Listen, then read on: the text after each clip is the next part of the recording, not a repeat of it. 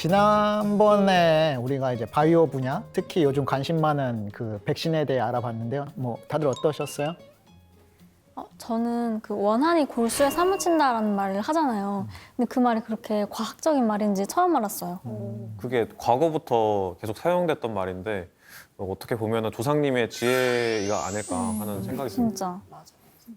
저는 요즘 그 뉴스에 보면 코로나 백신 이거 말이 되게 많이 나오잖아요.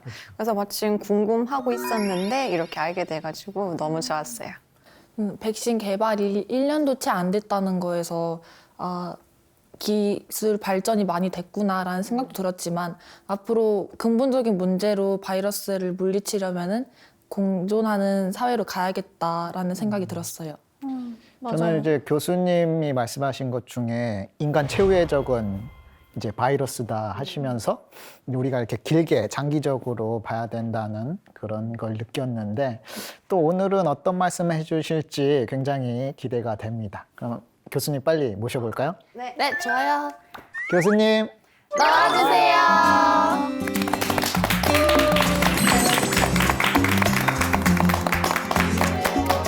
한 주 동안 잘 지냈습니까? 네. 다시 보니까 반갑습니다. 우리 전주에는 코로나 바이러스 얘기하고 백신 얘기를 했던 것 같은데 어떻게 좀 이해가 좀 도움이 됐나요? 네. 많이 됐습니다. 너무 유익했습니다. 친구들하고 맥주 한잔 마시면서 이제 좀 더 바이러스에 대해서 좀 더 우리 근본적인 얘기를 할 수 있으면 친구들이 아마 좀 놀라지 않을까 생각이 드는데 우리 전번 시간에 설명한 것처럼 사실 바이러스와 백신은 전체 바이오테크놀로지 분야의 그렇게 일부분이라고 말씀을 드렸는데 그럼 도대체 바이오테크놀로지라는 그 큰 의미로 바이오테크놀로지라는 것은 어떤 것이냐 알게 되면은 백신이 거기서 차지하는 위치 또 그 외에 다른 어떤 문제들이 있을까 하는 걸 좀 알 수 있을 것 같아요.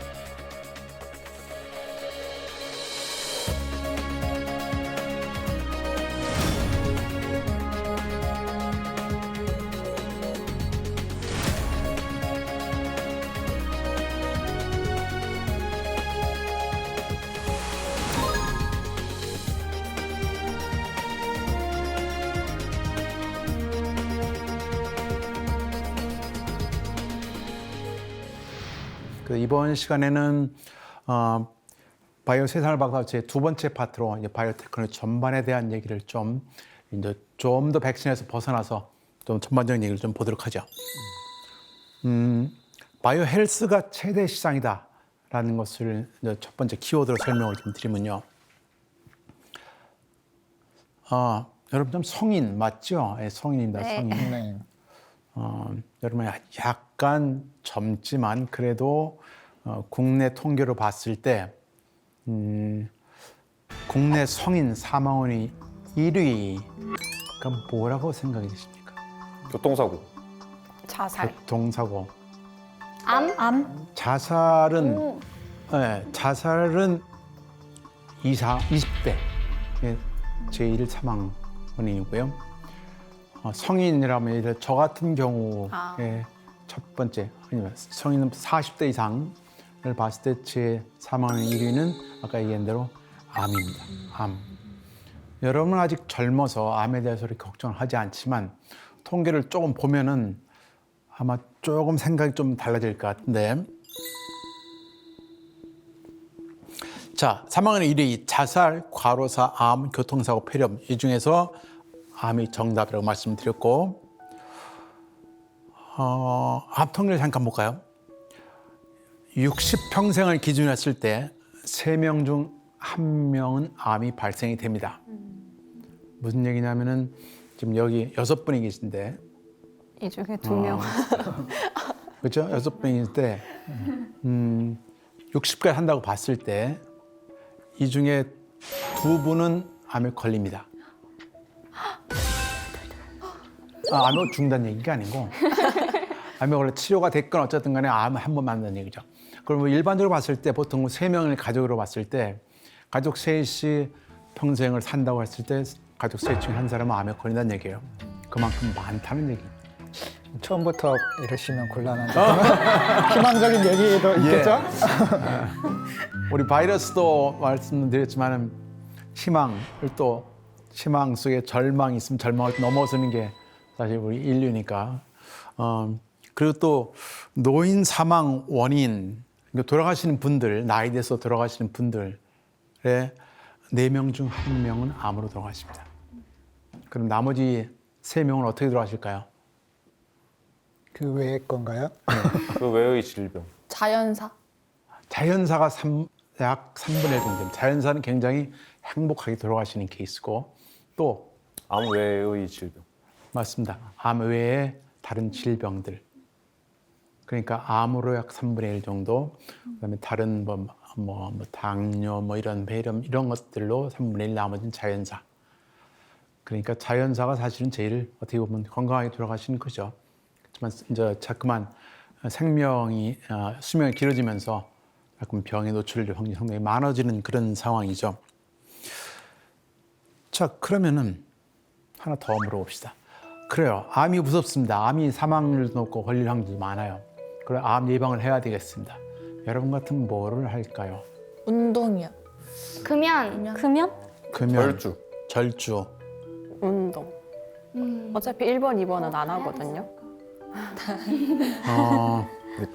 답은 기도입니다. 기도. 기도요? 다 틀렸어. 기도요? 답이 왜 기도인가를 이 데이터를 보면 알 수 있을 것 같은데, 혹시 스트레스? 암이 생기는 요인 중에서 술을 먹어서 담배를 펴서 생기는 환경 요인은 30%가 안 됩니다. 그리고 유전으로 생기는 것이 유전도 5%밖에 안 됩니다. 나머지 67%, 87% 정도 되는 거는 다 무작위입니다. 맞아요. 무작위라는 말은 왜 생긴지 몰라요. 그러니까 더 쉽게 설명하면은 재수 없으면 암에 걸릴 확률이 67%라는 얘기입니다. 너무 높은데. 그러니까. 물론 술을 많이 먹으면은 암에 걸릴 확률이 높아지죠. 그러나 그렇게 해서 생기는 것보다는 그냥 생기는 경우가 많다는 얘기입니다. 그걸 과학적으로 좀 더 얘기를 하다 보면은 암이 발생 부위가 어디냐를 보면은, 예를 들어서 만약에 담배를 많이 펴서 폐암이 생겼다 하면 이제 폐가 발생 부위가 되겠죠. 이런 식으로 발생 부위를 쭉 조사해 보게 되면 상당히 많은 70% 정도가 이 장이나 위 아니면 폐 껍질 부분입니다. 껍질 부분에 뭐가 있냐면은 상피세포라는 저육이 있어요. 상피세포는 마치 피부의 껍데기처럼 이렇게 바깥에 우리가 흔히 말하는 라이닝, 표피를 이루는 부분, 벽 같은 부분입니다. 그 부분은 외부의 물질과 계속 접하기 때문에 계속 닳아 없어져요. 그러니까 계속 교체를 해줘야 돼요. 그러니까 그 부분 세포는 계속 자라요. 우리 몸의 심장세포 자랍니까? 심장세포 자라면 안 되죠. 우리 몸의 세포는 다 안 자라요. 대부분 다. 자라는 부분은 머리카락, 피부, 이런 아까 말한 장의 바깥 부분만 자라요. 거긴 보호해야 되니까. 여러분 이렇게 다리 같은 게 자라면 좋겠죠. 키가 더 커져서. 이미 안 자랍니다. 근데 문제는 자라면서 거기에서 흔히 말하는 에러가 생깁니다. 에러. 세포가 자라면서 안에 DNA가 잠깐 잘못돼가지고 실수를 해요. 그건 대부분 고쳐지는데 고쳐지지 않을 경우가 암세포로 또 가는 그런 요인이 된다는 얘기죠. 그러니까 어떻게 해야 됩니까? 열심히 기도했는데. 기도해야죠. 기도해야 됩니다. 제발 나한테 그런 불행이 생기지 않기를. 담배도 안 핀 사람이 간접 흡연 안 했는데 왜 폐암에 걸렸을까? 그것도 폐 속에 그 그러니까 뭘 만들어내는 부분을 계속 거기다 분열을 해요.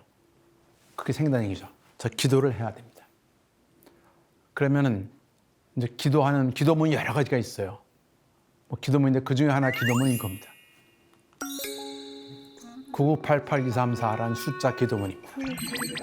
여러분은 이 기도문을 별로 잘 모를 거예요. 그러나 저 정도 나이 되면은 이 기도문이 아주 익숙합니다. 혹시 집에 가서 여러분 부모님이나 혹시 직장에 다니신 누구 언니 오빠한테 물어보세요. 이거 알아요? 그럼 대부분 다 압니다. 건배사로 대부분 많이 씁니다. 즉 나이 좀 되신 분들이 연말에 건배사를 쓸 때 9988 외치면은 다른 사람 234라고 대꾸를 합니다. 무슨 뜻일까요? 너무 어렵다. 너무 어렵죠? 여러분은 그걸 한 번도 해본 적이 없으니까 그럴 나이가 아니니까. 뭐지? 설마 뭐 99세까지 뭐 팔팔하게 뭐 이런 거 아니에요? 비슷한 것 같은데? 맞는 것 같아. 좀 더 가보세요. 좀만 더. 3사는 뭐지? 좀만 더. 그다음 2, 3, 4가 뭐지? 99세까지 팔팔하게 살다가 이렇게 살다 죽자? 2, 3, 4니까 끝에 사는 사망입니다. 뭐 무슨 뜻이죠? 이렇게 삶을 사망하자. 이렇게 살면 사망하지 말고 2, 3, 4 글자 그대로 99세까지 팔팔하게 살다가 2, 3일 만에 사망하자. 아.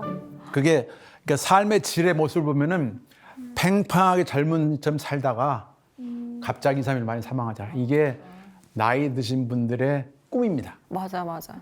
근데 뭔가 마냥 즐겁지가 않은 건배사. 건배사가 그러면은 실제는 어떻게 될까요? 실제 이게 99세까지 갈까요? 지금은요. 지금은 평균 나이가 우리 수명이 뭐 80, 뭐 70세, 80세 가면은 실제는 마지막에 10년은 대부분 자리 보존을 합니다. 알아요. 마지막에 10년은 아까 만성 질환 이런 걸 알면서 이 중간에 꺾여가지고 쭉 커브가 떨어진답니다. 그러니까 삶의 질이 많이 나빠지는 거죠. 그러지 말고 건강하게 살자라는 그런 건배사가 이제 여러 가지 젊으니까 이해가 안 되지만 조금 계시면은 이 건배사가 이해가 될 겁니다. 이거를 대표적으로 보여주는 분이 또 한 분 있어요. 지미 카터입니다. 지미 카터 미국 대통령인데 지금 나이가 이제 94세 정도 되셨던 것 같은데 그럼 94세면 평균 수명 훨씬 긴 거죠. 네. 근데 그분이 한 4년 전에 흑색종 이제 말기 판정을 받으셨어요. 그러니까 나이가 많으시면 이제 암에 걸릴 확률이 많으니까 미국 사람한테 가장 무서운 암이 흑색종입니다. 흑색종은 이제 피부에 있는 그러니까 자외선을 많이 받으면 피부가 변이가 되면서 까면 점 같은 거 생기고 그러니까 동양 사람들은 이제 피부가 비교적 튼튼하니까 좀 안 걸리고 흑인은 거의 안 걸리는데 백인은 굉장히 무서워하는 거예요. 그래서 그 피부에 생긴 반점이 이제 안으로 전이가 된 거죠, 암이.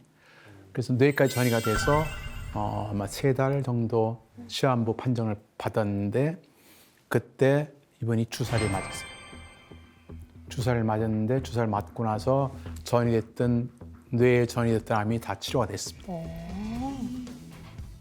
그러니까 이분은 어떻게 보면은 지금도 굉장히 활발하게 활동하시죠. 활발하게 활동하신 998823의 가장 대표적인 그런 모범적인 부분인데 이분이 맞은 주사가 뭐냐면은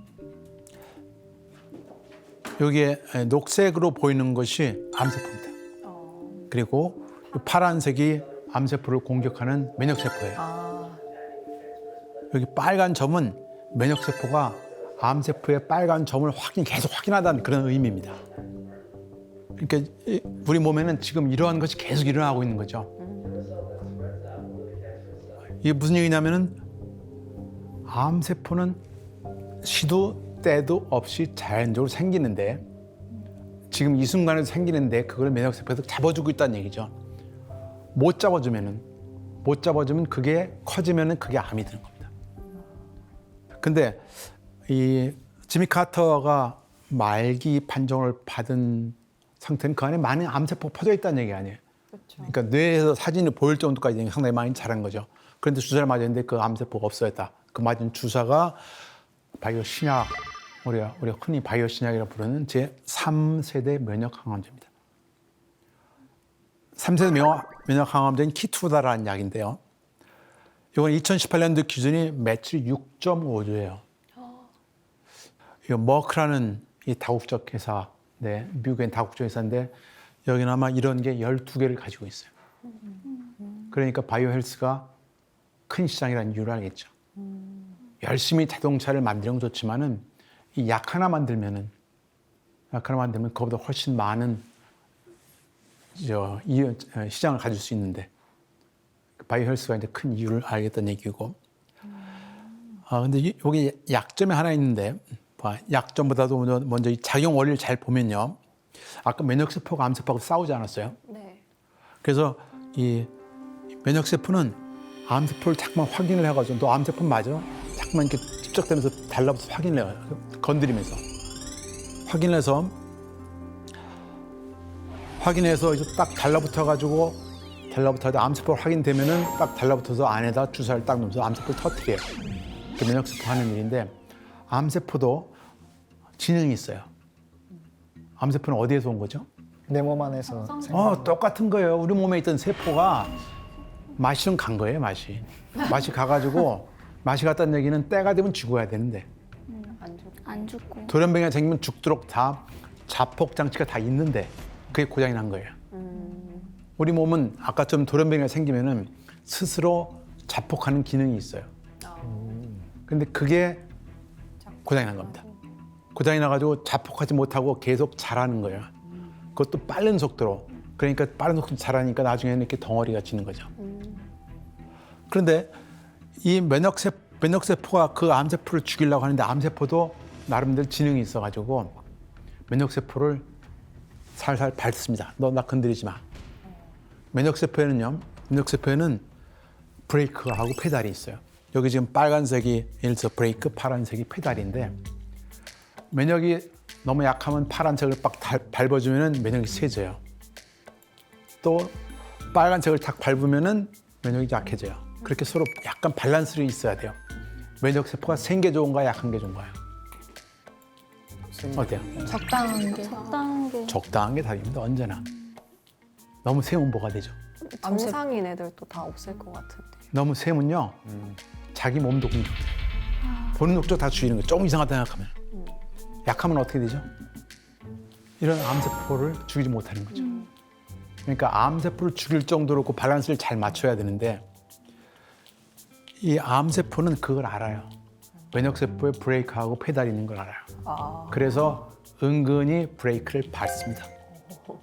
너 좀 힘 좀 빼. 힘 좀 빼. 그런 상태가 암 환자에서 많이 관측이 되는 거죠. 그러니까 암 환자는 면역세포의 브레이크가 밟혀 있다. 그래서 면역이 약한 거죠. 그러니까 주사를 놓을 때 주사를 놔서 브레이크를 미리 봉해놓는 겁니다. 너 밟지 마, 이 브레이크. 암세포는 밟지 마. 그 주사가 아까는 키트로단 주사예요. 그럼 그 주사를 맞으면 어떻게 됩니까? 면역세포는 강해지는 거죠. 약해지지가 않으니까. 이제 그게 면역 항암제라는 뜻입니다. 면역 항암제. 면역을 조절한다는 뜻이에요. 면역을. 근데 왜 일회성으로 되어 있나요? 이게 면역세포에 딱 달라붙어 있잖아요. 네. 달라붙는 거를 조금씩 다시 떨어지잖아요. 또 계속 영원히 달라붙어 있는 게 아니고. 그러니까 주사하면은 면역세포가 세져요. 그리고 시간이 지나면 자연적으로 떨어지면 또 약해지고. 그러니까 주사를 계속 놔야 했던 그런 얘기죠. 그래서 일부 암염증 듣고 그리고 일회성 치료라는 그런 단점이 있긴 하죠. 그래도 상당히 흑색종이라면 가장 그 치사율이 높은 그런 암을 치료할 수 있다는 게 이제 큰 그러한 이 신약의 마담격으로 이제 내보인 그런 상황입니다. 이거보다 좀 더 진행된 게 이제 개인 맞춤형 항암제입니다. 아까 조금 전에 그 지미 카터 말했던 것은 모든 사람한테 다 똑같은 걸 주사하는 거 아니에요, 그죠? 근데 지금 예를 들어 내 안에 암세포가 있다. 나하고 만약 여러분의 혹시 암세포 생겼다. 둘이 다 같아요? 다르죠. 다르죠. 세포가 다른데. 네. 그렇죠?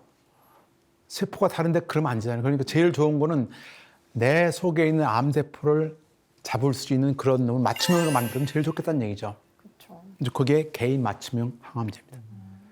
자, 그러면 잠깐 어렵게 볼 거 없이 내 암세포를 죽이는 면역세포는 어디에 있죠? 나한테 있나요? 여러분한테 있나요? 저한테. 자기 자신. 그렇죠. 내 암세포를 죽일 수 있는 면역세포 내 안에 있어요. 그죠? 내 면역세포가 그걸 늘 기억하고 있으니까 늘 기억하고 서로 싸우려고 하는데 힘이 약한 것뿐이죠. 그렇죠. 그죠? 그러면은 제일 좋은 방법은 야 면역세포 좀 너 나와. 너 그것밖에 안 돼? 훈련시키는 게 바깥에서. 뭐하고 훈련을 시킬까요? 암세포를 들여다 놓고 얘가 암세포야. 좀 싸워봐. 훈련을 시키는 겁니다. 같이 배양을 하면은 암세포가 어떤 건지 확실히 알죠. 그런 훈련을 시키고 그리고 수를 늘려요. 수를 더 키워요. 병사를 키워서 혈액 안에 10개가 있으면 100개를 만들어서 공급을 해주는 거예요. 다시 주사를 해주면은 어떻게 됩니까? 바깥에서 싸우느라고 이제 암세포 싸우는 방법을 좀 알았고 근데 수도 늘려가지고 주사를 해주니까 들어가면은 암세포를 죽일 확률이 훨씬 많아지는 거죠. 그게 개인 맞춤형 항암제라는 뜻입니다. 3세대 항암제 중에서도 가장 진보된 그런 케이스 중 하나입니다. 지금 암 예방 주사가 있나요? 아니요. 못 들어갔는데. 예방제 있으면 좋겠죠. 그거 맞으면 암 안 걸린다면 얼마나 좋겠어요. 근데 암이 예방주사가 왜 없죠? 원래 몸에 있던 게 이제 변해가지고 된 거라서 그런 거 아니에요? 그렇죠. 그리고 사람마다 다 달라요. 네. 공통된 예방주사가 있을 수가 없어요. 근데 자기 암을 안다면은 자기 암세포를 꺼낼 수 있다면은 그러면 그래서 그거를 다시 집어넣을 수 있다면은 면역한테 훈련을 시킬 수 있는 거죠. 이게 내 암세포야. 내가 처음은 못 잡았지만 내가 몸에 약해서 못 잡았지만 이게 네 암세포니까 내가 주사를 해줄 테니까 너 몸에 확실히 기억해. 그렇게 되면은 어떻게 됩니까? 그렇게 되면 첫 번은 우연히 걸렸지만 두 번째는 똑같은 게 생길 일은 없는 거죠.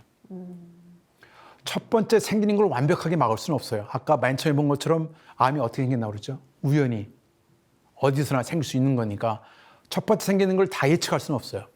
그러나 한 번 생긴 것이 두 번 생기지만 않으면 좋겠어요. 재발이 아닌 거니까. 그 방법은 첫 번째 암이 생기면은 좋다. 수술을 꺼내서 그 암세포를 마치 바이러스처럼 생각해가지고 백신을 미리 넣어주는 거죠. 그러면 완벽한 개인 맞춤형 예방주사가 됩니다. 이해가 되나요? 네. 그게 가능한지 잠깐 볼까요? 제가 가능하다고 썼습니다. 제가 전에 칼럼을 쓴 케이스인데 30억 개 DNA가 있잖아요. 네. DNA를 다 조사해가지고 모든 암세포의 명찰이 뭔지 암세포 모양이 어떻게 생겼나 그 명찰을 만들어서 그걸 주사를 하면은 예방주사가 된다. 여기 폐암 사진이 있습니다. 왼쪽에 파란색 부분과 빨간색 부분이 있는데 파란색 부분은 정상 폐고 빨간색 부분이 폐 바깥에 생긴 암입니다. 암세포예요. 그러면은 저 파란색 부분과 빨간색 부분을 이제 암이 생겼으니까 R이니까 떼낼 수 있잖아요. 수술하면 떼낼 수 있잖아요. 떼내가지고 빨간색 부분하고 파란색 부분을 비교해 보는 거예요. 쭉 조사를 해보게 되면은 30억 개 DNA 순서를 쭉 조사해 보게 되면은 달라진 부분이 보일 거 아니에요. 달라진 부분이 바로 암세포의 명찰이라는 거죠. 그 명찰만을 떼내서 그리고 명찰만 떼내서 그거를 잔뜩 만들어가지고 주사를 하는 겁니다. 사람한테 주사를 해요. 그럼 사람은 어떻게 되나요? 사람은 마치 암세포가 들어온 것처럼 많이 들어온 것처럼 생각해가지고 안에 뭐를 만들어놔요? 아까 얘기한 기억세포를 만드는 거죠. 잔뜩 만들어 놓고 있다가 저 암세포가 하나가 살아가지고 그게 또 커졌어. 그럼 바로 없애는 거죠. 그럼 재발이 안 되는 그런 케이스입니다. 그래서 요게 이제 가장 최근에 연구하고 있는 이 항암제의 어떻게 보면 아이디어라는 가장 원하는 항암제가 이거든요. 각 개인마다 다 서로 다른 세포야. 그래서 예방주사 만들 수가 없는데 두 번째는 절대 안 된다. 두 번째 재발된 그런 암세포를 완전히 죽일 수 있도록 미리 예방주사를 만들어 놓겠다. 그 방법은 조금 전에 설명한 대로 암세포와 정상세포를 비교를 해가지고 틀린 부분이 바로 암세포와 해당 명찰이니까 그거를 면역세포한테 가르쳐 주는 거죠. 계속 주사를 해서. 그래서 그거 하려는데 제일 중요한 거는 30억 개를 서로 분석을 해서 비교하려면요. 하루에 보통 사람이 보고서 컴퓨터를 하나씩 비교해서 하려면요. 수십 년이 걸립니다. 근데 그거를 AI가 해요. 30억 개라는 게 엄청난 데이터거든요. 그렇죠. 엄청난 데이터하고 엄청난 30억 개를 놓고 두 개가 어디가 다른가, 진짜 다른가 아닌가를 파악해서 그걸 판단하는 게 AI로 합니다. AI로 했고요. 그다음에 이 부분이 틀렸어 해가지고 그 부분을 안 다음에 그 부분을 만들어야 될 거 아니에요. 껍질, 그러니까 암세포의 껍질을 만들어야 될 거 아니에요. 네. 껍질을 또 재빨리 만드는 그러한 기술이 이제 또 우리가 후반부에 설명할 합성 생물학이라는 기술입니다. 그걸 이용했기 때문에 가능했고 그래서 예방 백신이 가능하다는 얘기입니다. 그러니까 우리가 이제 좀 이따 설명드리는 AI하고 합성 생물학 이런 게 도대체 바이오에 어떻게 쓰이나를 알게 되면은 바이오가 이제 어떻게 변화하겠구나. 그러니까 내가 IT를 전공하고 있으니까 바이오도 이런 식으로 가겠구나. 금방 감이 올 수 있다는 얘기죠. 이렇게 된 이후에는요. 이런 건 사실 알고 있었어요. 100년 전에도 암세포 이러니까 암 예방제 만들었으면 좋겠다. 다 아이디어는 있었는데 30억 개 DNA를 읽어요. 못 읽어요. 읽으려면 100년이 걸려요. 실제로 인간 게놈 프로젝트 완성하는데 십몇 년이 걸렸어요. 하나하나 다 읽어가지고 A, T, T, T 잘 읽어가지고 요게 뭐고 하는데 그렇게 많이 걸렸어요. 요즘은 2, 3주면 다 읽습니다. 왜 그렇게 읽을 수 있냐? 이게 DNA 순서가 어떻게 되는가 분석하는 기술, 그다음에 원하는 DNA를 만드는 기술, 이 가격이요. 여기 왼쪽이 100달러에서 0.00001달러까지 내려왔습니다. 저거는요, 벤즈 한 2, 3억 정도 하는 벤즈를 50원 정도에 사는 정도입니다. 그만큼 빨라진 거죠. 싸진 거죠. DNA 합성한다. 이거는요, 따라락 순서를 쳐가지고 이메일을 딱 보내면요, 다음 날이면 그 DNA가 옵니다. 우리나라도. 그 정도예요. 그 정도가 되니까 암세포를 쫙 분석을 해가지고 틀린 부분 쫙 뽑아가지고 그거를 주사를 만들 수가 있는 거죠. 다 아이디어는 있었는데 불가능했었다. 왜? 속도가 너무 느리고 판독할 수 있는 그런 기술이 없고 만들 수 있는 기술이 없었는데 이게 가능해졌다는 얘기입니다. 더 놀라운 기술이 또 하나 있습니다. 예전에는 만약에 내 몸속의 DNA를 고치고 싶으면 거의 불가능했어요. 세포를 꺼내서 안에 있는 DNA를 꺼내가지고 실험실에 가가지고 실험실에서 A를 T로 바꾸고 막 이렇게 했었거든요. 근데 지금은 원하는 DNA를 세포에 직접 주사하면은 지가 알아가지고 내 몸 안에 있는 DNA에 235번째 A를 T로 바꿔줘요. 이게 이제 초정밀 유전자 기술이라고 하는데, 이게 바이오 분야의 가장 큰 발전이라고 할 만큼 아주 중요한 기술입니다. 예를 들면 여기에 내 아기가 태아가 태어났는데 태아의 DNA를 검사를 해보니까 이제 다운 증후군에 해당되는 그런 DNA가 있어요. 그거를 고치고 싶어요. 고치고 싶은데 그러려면 그 해당되는 DNA를 꺼내서 잘라서 다시 집어내야 되는데 그게 불가능하죠. 세포가 죽어버리니까. 근데 이거는 몸속에 들어가서 그 부분을 스스로 잘라내고 그 부분을 정상 DNA를 집어넣을 수 있어요. 어떻게 그게 가능하죠? 이게 보면은 이게 CRISPR-Cas9이라는 초정밀 유전자 가위라는 부분인데 DNA 유전자는 크게 두 개로 구성이 되어 있고요. 자르는 부분, DNA를 잘라없는 부분, 그다음에 딱 달라붙는 부분 되어 있고요. 이 두 개가 붙어가지고 특정한 DNA 부분을 잘라냅니다.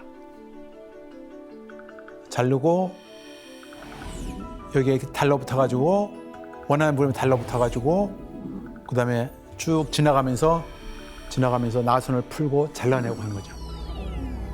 이게 지금 가능하다는 그런 얘기입니다. 지금 붙어가지고 원하는 부분을 잘라내는 그런 모습을 지금 영상으로 이제 보고 있는 그런 상황이죠. 이게 지금 한 5년, 6년 정도 됐나요? 연구된 지가. 이제 이렇게 되면은 모든 생명체를 다 DNA를 마음대로 원하는 데 바꿀 수가 있어요. 아마 이 바이오테크놀로지의 가장 큰 혁명이다라고 할 수 있을 만한 이런 기술인데 이게 어디에서 아이디어를 얻었을까요? 그 연구를 한 사람들은 이 사실은 이러한 기능이 사실은 있었어요. 생물체에 있었는데 사람에게 있지 않고 제일 작은 박테리아, 세균 속에 이런 기능이 있어요. 세균이 아까 바이러스하고 전쟁을 서로 하죠. 그러니까 세균도 바이러스 공격을 받아요. 바이러스가 들어오면 그걸 잘라내야 될 거 아니에요. 잘라내야 되는데 기억을 하는 거죠. 전에 들어왔던 바이러스가 들어오면 또 잘라내야 되잖아요. 넌 전에 들어왔던 놈이지 그걸 기억해서 잘라야 될 거 아니야. 그런 기능이 눈에 보이지도 않는 그런 세균에도 있다는 얘기입니다. 그거를 적용한 거죠, 사람한테. 그러니까 우리 자연에는 아주 미물도 그러한 기능이 다 있다는 이제 그런 얘기죠. 자, 우리가 4차 산업혁명이라는 얘기 좀 들어봤나요? 네. 자율주행차 알죠? 대표적인 거. 어떻게 됐습니까? 자율주행을 딱 타고 가면은, 타고 가는 게 아니라 뒤에 딱 앉아 있으면은 센서가 뭐를 보냐. 옆에 오는 차, 신호등 이런 걸 다 센서가 다 한 다음에 그럼 이런 상황이니까 직진해. 이 판단을 누가 하죠? 컴퓨터가 하는 거죠. 센서로 다 데이터를 받고 차량 내부 혹은 뭐 공중에 있는 그런 그 컴퓨팅 시스템이 컴퓨터가 판단을 해가지고 핸들을 좌로 틀고 우로 틀고 하는 거죠. 그러면 똑같은 방법을 지금 조금 전에 봤던 개인 암 조직의 데이터를 다 봤습니다. 봤죠? 그다음에 AI가 판단하죠. 어디가 암세포야 판단을 했죠.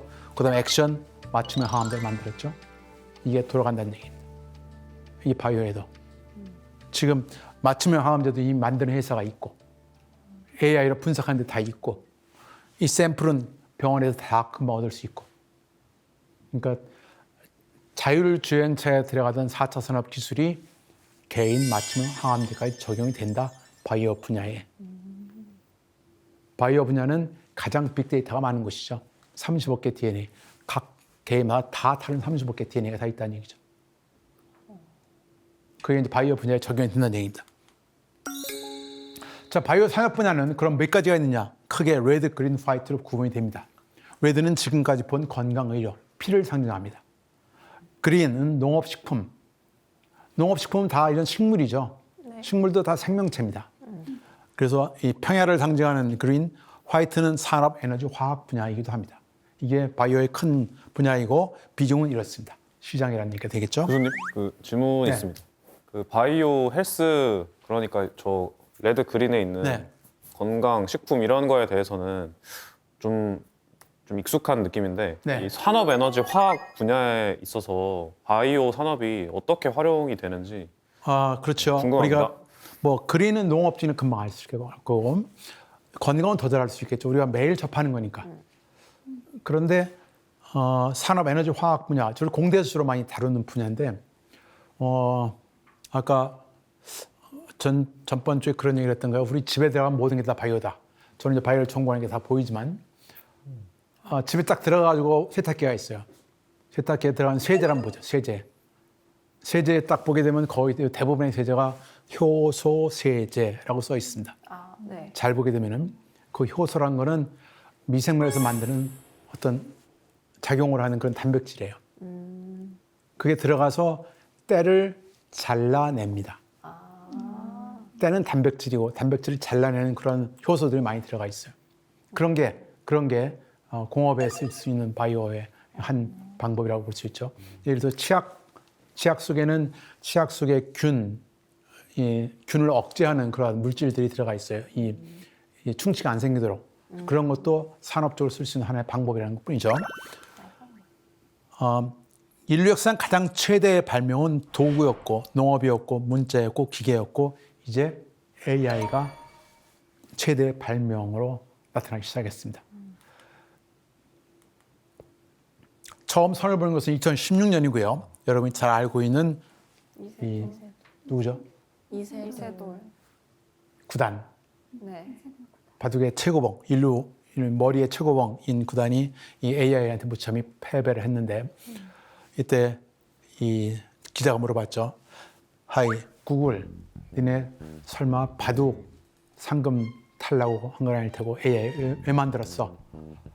그러니까 구글 회사 대표가 우린 회사야. 회사의 목적은 이유냐? 이유는 결국 돈이 많이 있는 것을 봐야 돼. 돈이 많이 있는 곳은 바이오 헬스 분야. 바이오 헬스 분야가 자동차, 반도체의 2배, 3배입니다. 실제. 그러니까 이런 구글도 미리 그걸 알고 준비를 하는 거죠. 구글이 준비하는 방법, 구글이 벤처 투자를 어디에 했나 보면 알 수 있는데 바이오 헬스 분야 36%, 빅데이터, 모바일. 그때 구글이 만들 것 중에는 하나는 눈에 끼는 이러한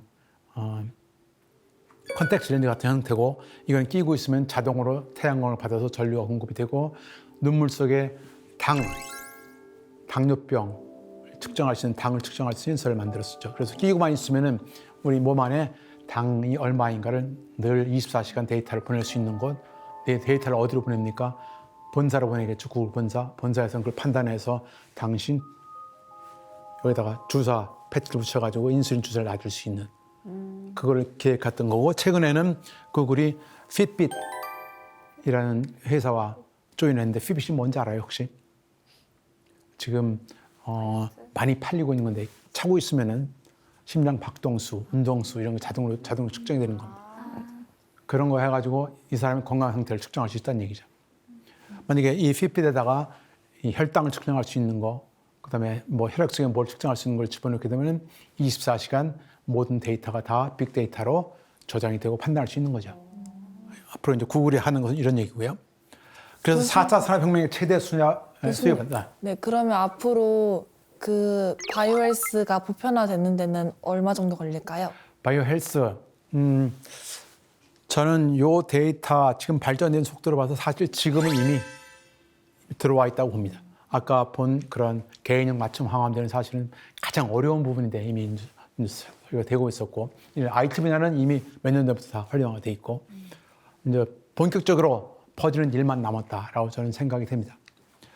이 4차 산업혁명에서 가장 많이 이 빅데이터 AI 방법을 쓸 수 있는 것은 이제 바이오 헬스 분야라는 그런 얘기가 되겠죠. 이제 바이오 빅데이터가 핵심입니다. 빅데이터가 가장 많이 나올 수 있는 것도 역시 바이오 분야라는 그런 얘기가 되겠죠. 자, 문제를 하나 드릴까요? 평범한 주부가 야외에서 악당을 죽였습니다. 박수를 쳐야 되는 거죠. 악당을 죽였으니까. 맞습니까? 근데 목격자도 CCTV도 없는 현장의 유일한 단서는 그녀 머리카락 한 올이다. 경찰은 범인을 찾아낼 수 있을까? 어떻습니까? 찾아낼 수 있을 거라 생각됩니다. 왜? 어떻게 찾아내죠? 머리카락에 있는 DNA. 머리카락에 있는 DNA. 여러분이 혹시 현장 지금 이 사람처럼 현장에 머리카락을 남겼으면 여러분 잡힐까 안 잡힐까요? 그 얘기입니다. 잡힐 것 같은데.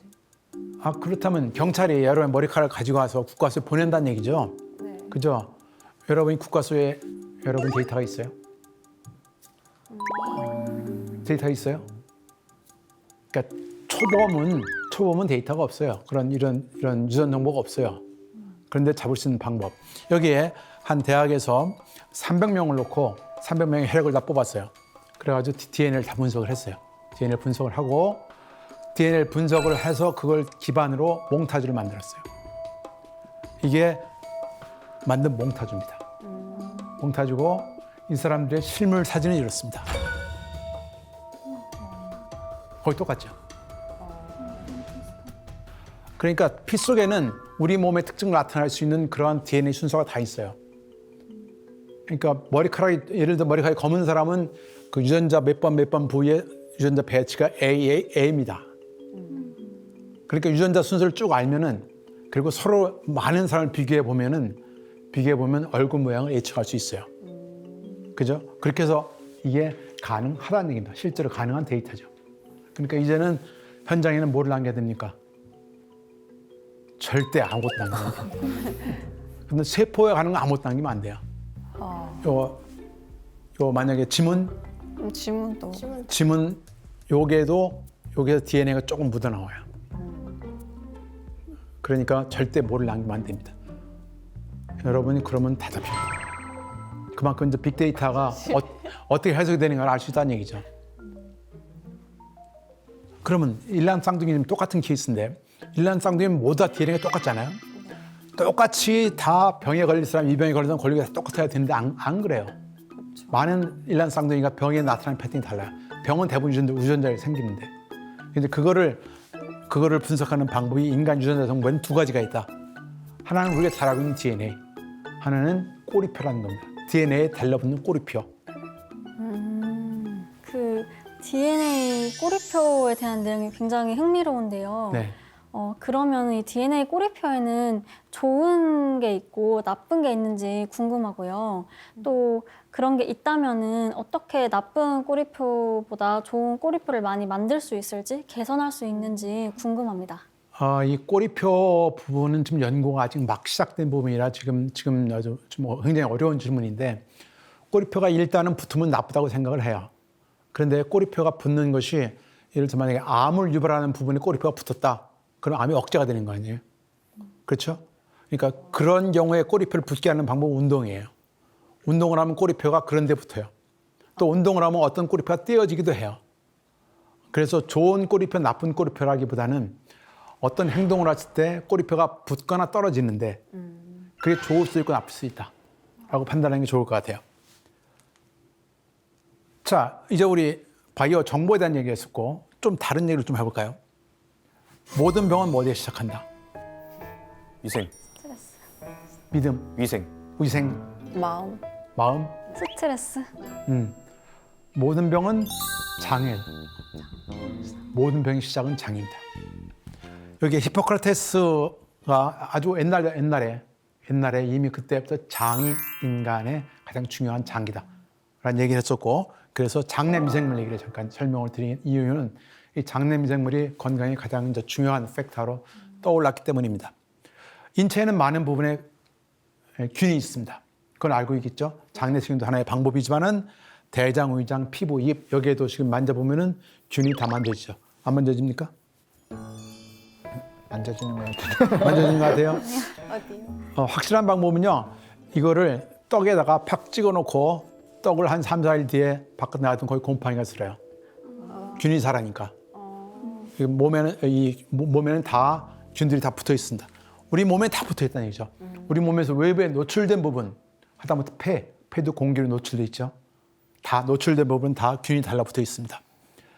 장내 세균을 다 모으면 특히 이제 장이 가장 중요한 부분인데 장내 세균이 따로 있는 게 아니고 사실 변의 60%가 미생물입니다. 우리가 먹는 음식을 다 분해하면서 그게 자라는 거니까 미생물이 변의 60%가 미생물입니다. 이것이 하는 일은 서로 사람마다 많이 다른데요. 종류가 사람마다 달라서 일종의 개인 지문이다라고 생각을 합니다. 그러니까 미생물 종류가 사람마다 다 달라요. 다를 수밖에 없죠. 먹는 게 다 다른데. 그리고 유전자가 다 다른데. 역할은 면역을 조절합니다. 아토피 천식 잘못되면 아토피 천식이 생겨요. 그게 장내 세균 때문에 그렇다는 것이 최근에 밝혀진 내용들이고요. 에너지 공급에 연관을 시킵니다. 장내 세균이 잘못 형성이 되어 있으면 아무리 운동을 해도 안 빠집니다. 그리고 정신질환, 우울증, 자폐증에 직접적인 영향을 준다는 것이 최근 밝혀져가지고 요즘 이제 정신 분야에 연구하신 분들이 장내 세균 쪽으로 눈을 돌리기 시작하는 그런 때가 됐습니다. 잠깐 볼까요? 어린 태아나는 아이들은 여러 가지 방법으로 어머니한테, 산모한테 이 장내 세균을 받는데요. 우리가 잘 아는 자연분만이 장내 세균 쓰답에 가장 좋습니다. 자연분만하면서 모체가 갖고 있던 거를 아이가 좀 이렇게 서로 닿고 하면서 접촉을 하면서 장에 자리를 잡기 시작하고 모유 속에 엄마가 자기 본인의 장내 세균 중에서 골라와서 모유 속에 집어넣습니다. 그래서 그거를 먹게 되면서 아이는 훨씬 더 빨리 장내 세균을 자리 잡습니다. 빨리 자리를 잡을수록 아이는 건강하다라는 것이 최근 얘기고요. 교수님, 그러면은 여성분들이 임신하고 출산하면은 몸이 이렇게 바뀌거나 건강이 안 좋아지고 좋아지는 경우도 있는데 그것도 좀 장내 미생균과 관련이 있을까요? 지금 이제 출산을 할 때 자연분만을 하게 되면은 자연분만이 주는 스트레스가 장내 세균에 영향을 준다라는 거기까지는 보호가 돼 있는데 우리가 흔히 전통적으로 보는 첫 번째 낳고 두 번째 낳고 하는 게 차이가 장내 세균과 차이가 있나 그건 분명치가 않은 부분입니다. 여기 보게 되면 이제 가장 중요한 거는 이 어릴 때 아이에 있는 장내 세균이 면역의 훈련을 받아야 되는데 지금 무슨 얘기냐면은 이 우리 몸에 면역 세포는 어디에 있나요? 골수? 아까 기억하는 거고 대부분의 면역 세포 70%는 다 장에 몰려 있습니다. 그러니까 장이 건강하면 면역이 건강하다. 맞는 말이에요. 그러니까 이 아이들 면역 세포가 장에 처음에 생성이 됐는데 이 아이들의 면역 세포는 아까 얘기한 대로 면역 세포가 약간 밸런스가 맞아야 된다고 그랬잖아요. 그 밸런스 훈련을 해야 됩니다. 훈련을 누구랑 스파링을 하면서 하느냐? 미생물과 훈련. 장에 있는 세균과 스파링을 합니다. 스파링을 하면서 야 너는 장내 세균이 아니야. 너 정도는 봐줄게. 공격을 안 해요. 근데 그런 훈련을 못 받게 되면은 아이는 뭔가 나타나면 무조건 공격을 합니다. 그게 면역이 굉장히 예민해지는 거죠. 그게 몸으로 나타나는 것이 아토피입니다. 그러니까 과잉 면역인 거죠. 과잉 면역. 그래서 아이가 이제 흙에서 막 굴르게 되면 이런 미생물과 접할 기회가 많잖아요. 장내 세균뿐만이 아니고 흙을 먹거나 이렇게 될 경우 그리고 같이 형제들과 많이 키우거나 농장에서 자라게 되면은 흔히 말하는 약간 비위생적인 데서 자라게 된 아이들은 이런 아토피가 없어요. 그 이유는 이렇게 균과 자꾸만 접촉을 하면서 이 면역세포가 조금은 뭐라 그러나 튼튼해지는 거죠. 예민해지지 않고. 그런 훈련을 안 받게 되면은 아이는 아주 사소한 일에도 그걸 공격을 하면서 그게 이제 피부로 나오면 피부 아토피가 되는 거고 목으로 발현이 되면 천식이 되는 거고. 요즘 그래서 좀 새로 태어나는 아기들 보면은 다 아토피 갖고 있더라고요. 뭐 놀이터에서 원래 막 흙 만지고 이렇게 하는데 요즘은 막 흙도 없고 그렇죠. 막 그게 예. 이런 것 때문인가요? 맞습니다. 그렇습니다. 지금 이제 피부과 의사들도 이제 그런 쪽에 자꾸 눈을 돌리기 시작을 하는 거죠. 이 자가면역 질환을 보면은 연두부 조금 늘어나요. 현대 아이들이 최근 아이들이 점점 저 자연과 멀어지는 거죠. 살이 잘 찌는 게 똥배세균 때문이란 말이 있던데 네. 그 말이 사실인가요? 이제 보면은 정확한 말인데 지금 비만은 본인이 많이 먹어서 비만이 된다고 생각을 하는 사람들이 많은데 그런 자책감을 가질 필요가 전혀 없어요. 비만은 내가 잘못한 게 아니고 내 속에 들어있는 장내세균 탓이에요, 사실은. 그러니까 누가 잘못한 거죠? 유전자. 내 탓이 아닙니다. 장내세균 탓이에요. 어이구 많이 먹어야겠다. 그럼 장내세균 누가 키웠죠? 내가 키웠습니다. 그러니까 결국 내 탓이에요. 이게 이제 악순환이라고 부르는데 한 번 여기 장내세균이 다 비만세균으로 잡히면은 이게 머리로 신호를 보내요. 나 배고파. 배고파요. 많이 먹어도 배고프다는 신호를 계속 보내요. 아, 그러니까 머리는 그러한 그 호르몬 식욕 호르몬을 계속 보내니까 계속 먹게 돼요. 먹으면 다시 장내세균이 다시 또 그런 사인을 계속 보내고. 그러니까 이걸 끊는 방법은 장내세균을 바꾸는 방법이에요. 어떻게 바꾸나요? 장내세균을 어떻게 바꿀까요? 운동 올바른 뭐? 식습관. 우리가 흔히 아는 상식적인 방법으로 바뀌십니다. 그러니까 먹는 음식을 조절하는 게 제일 확실한 방법이고요. 그러니까 여기서 설명드린 내용은 이러한 악순환이 계속이 되는데 이거를 끊는 유일한 방법은 세균 자체가 바뀌어야 된다. 그게 아니고 마음으로는 바뀌기 쉽지 않다 하는 얘기죠. 독하게 마음 먹어서 다이어트를 하게 되면 어떻게 되죠? 요요가 생기죠. 요요가 생기는 확률은 99.5%입니다. 데이터를 보게 되면. 더 쪄요, 전보다. 그거는 이 비만의 기억을 갖고 있는 이 장내 세균을 바꿔야 돼요. 근데 바꾸는 방법은 다이어트한 기간 5배를 그 기간을 유지를 하라는 겁니다. 그러니까 5kg 빼는데 한 달 걸렸으면 그거를 5달 유지를 하면은 세균이 바뀐다는 얘기죠. 세균이 바뀌어야만 그래도 먹으면 다시 정상으로 돌아온다는 그런 뜻입니다. 그래서 그러면 장내세균의 가장 최고의 음식이 뭐냐? 유산균 많이 유산균. 음식.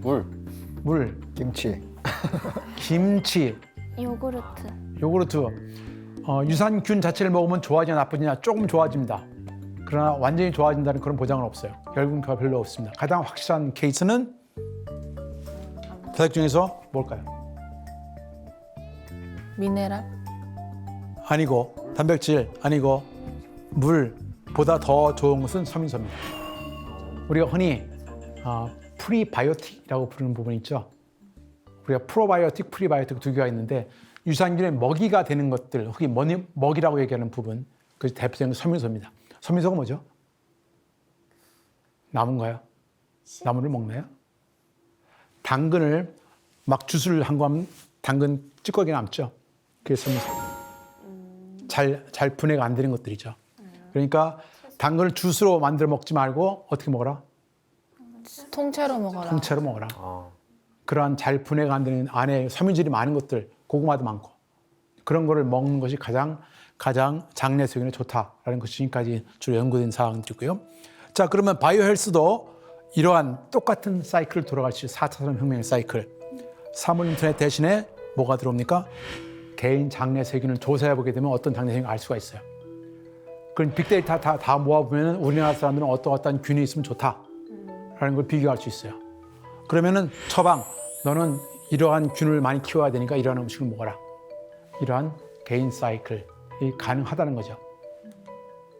자, 이제 우리 마지막 타임, 우리 앞 시간에 우리 전번 주에 코로나 바이러스 설명을 하면서 코로나 바이러스 단기책은 백신이다. 장기책은 뭐라고 그랬었죠? 공존. 생태 백신. 생태 백신. 지구촌 자체가 변해야 된다. 지구 멸망 가능 원인을 50명 과학 분야 내벌상수한테 물어봤어요. 첫 번째가 뭐겠습니까? 핵전쟁, 두 번째입니다. 기후온난. 세 번째 바이러스입니다. 환경오염. 첫 번째 지구온난화입니다. 지구온난화는 이미 진행형이다. 여기 30년 전에 제가 녹아가지고 저만큼 된 거, 빨간색이었다가 이제 30% 녹아가지고 저만큼 된 것은 지구온난화가 진행형이라는 얘기고요. 여기 보게 되면 온도가 올라가는, 지구 온도가 올라가는 것이 보이고요. CO2가 변화하는 것이 최근 100년 사이에 급격히 변화했다. 결론은 지구온난화는 산업 발전이 원인이다 라는 것을 보여준 데이터라고 볼 수 있죠. 자, 그럼 바이오는 뭘 할 것이냐? 땅속에서 자꾸만 땅속에서 석유를 캐내가지고 그걸 떼니까 지구온난화가 생기니까 그런 거 말고 식물에서 휘발유를 만들면 어떨까? 대장균이 휘발유를 만들 수 있을까? 가능하죠. 대장균은 휘발유를 만드는 유전자가 없습니다. 근데 휘발유를 만드는 유전자를 집어넣을 수 있어요. 대장균에는. 어떻게? 아까 유전자 가위 기술, DNA 합성 기술, 유전자 분석 기술, 그게 합성 생물학이라고 부르는 4차 산업혁명의 세 번째 키워드입니다. 이제 미세 플라스틱 문제도 이거로 해결할 수 있을까? 이제 미세 플라스틱은 지금 여기 있는 농어의 속에 들어와 있는 미세 플라스틱인데 수돗물, 맥주 1000g에 들어있습니다.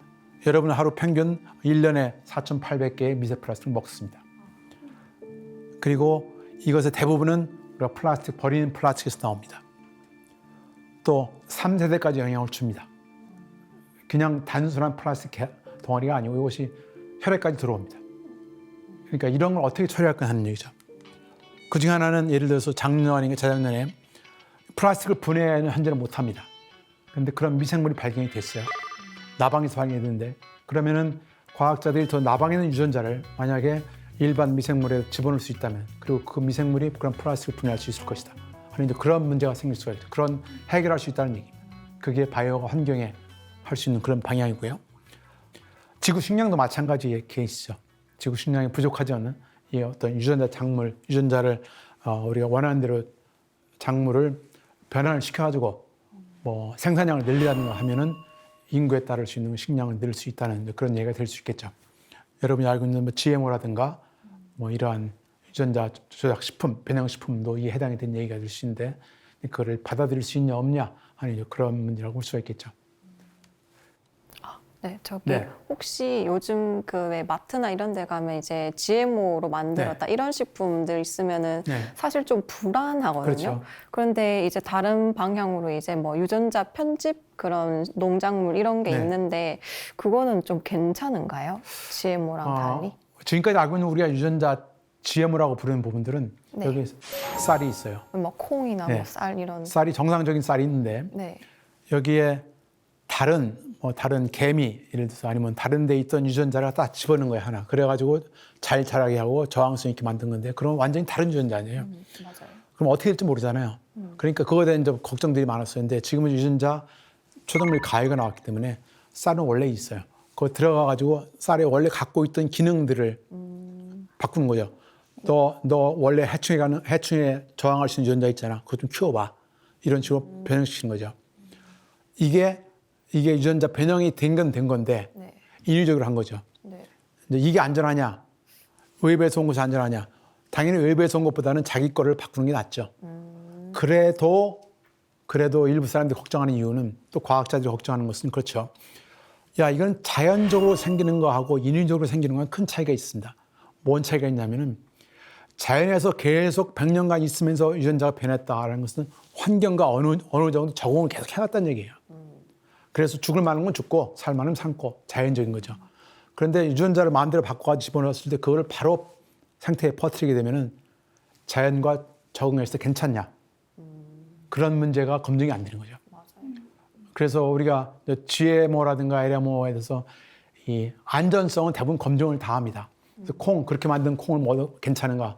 다 식품이 다 안전성 검사해요. 또 환경에도 괜찮은가 다 검사해요. 근데 검사하는데 그래도 걱정되는 그런 부분들을 이제 과학이 빨리 해소를 시켜야 된다는 그런 얘기가 되겠죠. 자, 우리 이제 정리해 봅시다. 우리 좀 우리가 좀 두 번째 주에는 이제 바이오가 세상에 어떻게 변화시킬 것이 하는 얘기를 들어봤는데 메가트렌드는 이게요. 첫 번째 고령화 사회가 바로 됩니다. 이미 들어와 있고 그다음에 지구온난화가 아주 가장 큰 위협을 당하고 있어요.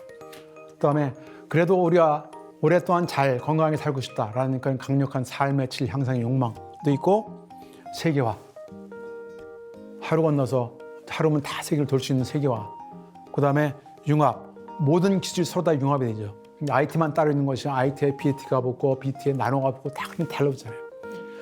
백신 하나만도 바이오 기술만을 못 만드는 게 우리 모더나에서 나온 백신을 만들었는데 그걸 둘러싸는 기술이 있어야만 그게 가능했던 거죠. 둘러싸는 기술은 고분 잘하는 사람들이 만들었던 거고 이런 것이 모두 다 융합하는 그런 트렌드라고 봤을 때 결국 미래의 메가 트렌드를 다 합치게 되면 두 가지로 된 거죠. 하나는 건강하고 잘 살고 싶다. 또 하나는 가능하면 청정한 데서 바이러스 걱정 없이 환경 걱정 없이 살고 싶다라는 그거고 그거를 바이오가 어느 정도 기여할 수 있지 않을까 하는 그런 것이 앞으로의 미래의 큰 트렌드라고 볼 수가 있겠죠. 근데 기술은 다 양날의 검이 있습니다. 다 걱정하는 면이 있고 또 좋은 면이 있으니까 근데 그거를 문제는 일반 국민들이 잘 알고 잘 따라줘야지 백신이 무섭다라고 해서 안 맞게 되면은 코로나가 훨씬 오래 가는 것이고 그러니까 대중이 잘 받아들여야 된다라는 그런 의미로 제가 강의를 드린 이유는 바이오 기술이 이렇다. 좋은 면도 있고 걱정스러운 면도 있다라는 얘기를 이제 여러분한테 설명을 드렸습니다. 그러니까 2주 동안에 좀 설명을 좀 들으시고 앞으로 바이오가 어떤 방향을 갈 것인가를 잘 이해하는 데 도움이 됐으면 좋겠습니다. 네, 감사합니다. 감사합니다.